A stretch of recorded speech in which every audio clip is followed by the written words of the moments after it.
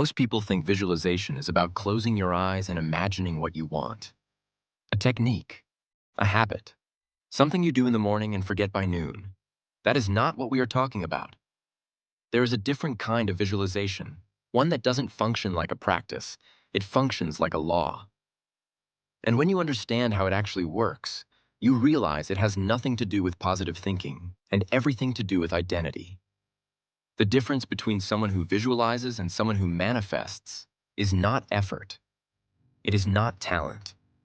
It is not even clarity of the vision. It is the precision of a specific mechanism, one that most people never learn because they are too busy chasing motivation instead of engineering the mind that makes motivation irrelevant.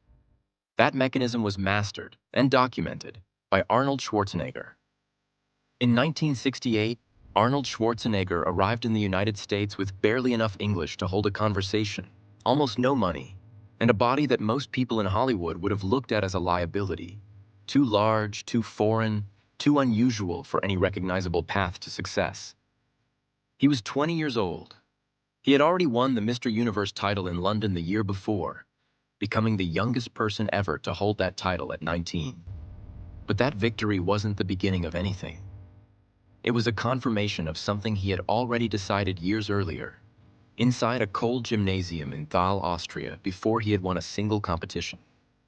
Schwarzenegger has described in multiple interviews and in his autobiography how, as a teenager with no connections and no obvious future, he began doing something deliberate and specific before every training session.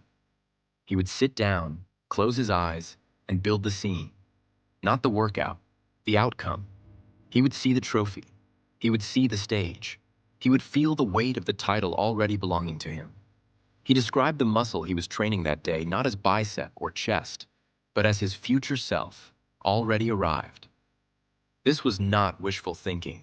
The distinction matters enormously. He was not hoping for a result. He was rehearsing an identity. The training that followed was simply his body catching up to what his mind had already decided was real. By 1970, at age 23, he had won his first Mr. Olympia title. He would go on to win it 6 more times. You have probably had a version of this experience. You know exactly what you want. You can describe it in detail, the life, the work, the version of yourself operating at a level you have not yet reached. And yet, despite the clarity of that picture, something invisible keeps pulling you back to who you were yesterday. It is not laziness. It is not lack of discipline. It is something more structural than that. The problem is that most people use visualization as a request. They imagine the outcome, then step back into their current identity and wait for something to change. The vision stays in the future, desired, distant, separate from the person standing in the room. And because the identity doesn't change, the behavior doesn't change. And because the behavior doesn't change, the future stays exactly where it was, in the future. What you are missing is not a clearer picture of what you want.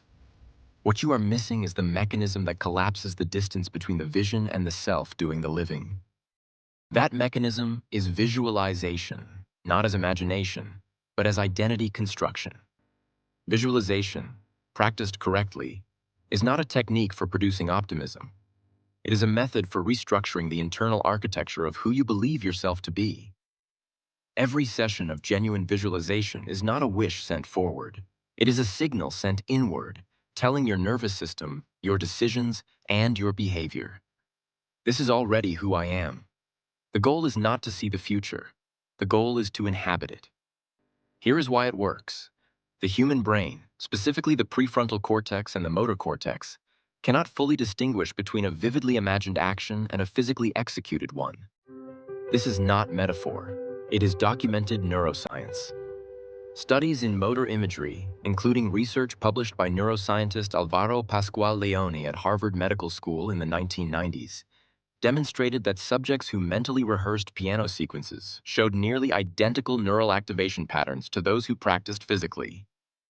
The mental rehearsal built the same pathways. What this means is that when you visualize with precision and emotional specificity, not vaguely, but in detail, with sensory texture, with the feeling of the result already real, you are literally constructing the neural architecture of the person who operates at that level. You are not preparing to become someone. You are beginning to be them. The three laws Schwarzenegger used, without ever naming them as laws, follow directly from this mechanism. The first law is specificity. Schwarzenegger did not visualize success. He visualized a specific trophy, a specific stage, a specific feeling of his name being called. The brain responds to precision, not abstraction. The second law is daily repetition before action. He ran the mental rehearsal before every training session, not after, not occasionally. The vision preceded the work. This is not motivational strategy. It is sequencing. The identity leads, the body follows. The third law is emotional inhabitation. He did not observe the vision from the outside. He described being inside it, feeling the wind, not watching it. This is the difference between daydreaming and restructuring. Emotion is the signal the brain uses to encode experience as real. William James, the first psychologist to study the relationship between mental state and physical behavior at Harvard in the late 19th century, documented something he called the as-if principle, that the nervous system cannot sustain a state of being and a contradicting identity simultaneously. If you act as if the result is already real, not performed, but genuinely inhabited, the system reorganizes itself around that assumption. James wrote that the greatest revolution of his generation was the discovery that human beings could alter their lives simply by altering their mental attitude. What Schwarzenegger was doing in that Austrian gymnasium was not ahead of his time. It was the oldest law of the mind, practiced before anyone had named it. But this wasn't limited to one moment in Schwarzenegger's life. The same principle showed up again, in a completely different context. And the pattern it reveals is impossible to ignore. When Schwarzenegger decided he was going to become the biggest movie star in the world, virtually everyone around him told him the same thing. It was impossible. Not difficult. Impossible. His accent was too thick. His name was unpronounceable. His physique belonged to a sport most people had never heard of. Every structural condition pointed in the opposite direction.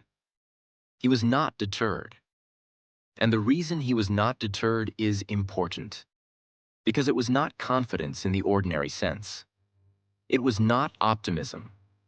It was something more specific. He had already run the process. He knew how the mechanism worked because he had used it to build a body and a competitive career that no one had thought possible either. The three laws were not new to him. They were transferable. He began applying them to Hollywood the same way he had applied them to the gymnasium in Thal. Specificity, not "I want to be in movies," but "I will be the highest paid actor in the world." Repetition before action. The identity was established before the auditions, before the roles, before the credits. Emotional inhabitation. He described himself in interviews not as someone trying to break into Hollywood, but as someone who was already there, working through the logistics. His first major role in Conan the Barbarian arrived in 1982. He was 34 years old. The Terminator followed in 1984. By the late 1980s, he was the highest paid actor on the planet. Exactly the position he had already occupied in his mind years earlier. What connects the gymnasium in Austria and the Hollywood Hills is not luck, and it is not talent alone. It is the disciplined application of the same three laws to two completely different domains of life, and the understanding that the laws do not belong to any single context. They belong to the mind.